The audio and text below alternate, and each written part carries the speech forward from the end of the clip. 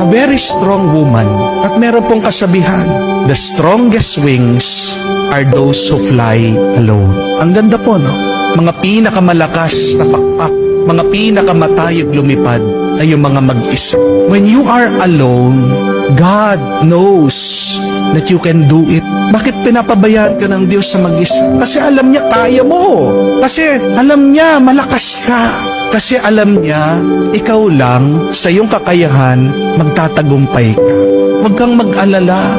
Kahit na nahihirapan ka, nasasaktan ka, napapagod ka sa buhay, kung mag-isa ka, isang mabuting balita yan. Hindi ka papabayaan na mag-isa ng Diyos kung hindi naniniwala ang Diyos sa iyong kakayahan.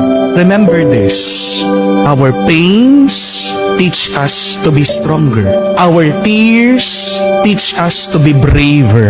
And our broken hearts teach us to be wiser. Kung mag-isa ka, dumadaan sa mga pagsubok at problemang ito, ikaw ay tinutulungan lang ng Diyos maging mas malakas, maging mas matatag, at maging mas matalino. Trust in your ability. Trust in yourself. Magtiwala ka sa sarili mo dahil nagtitiwala ang Diyos.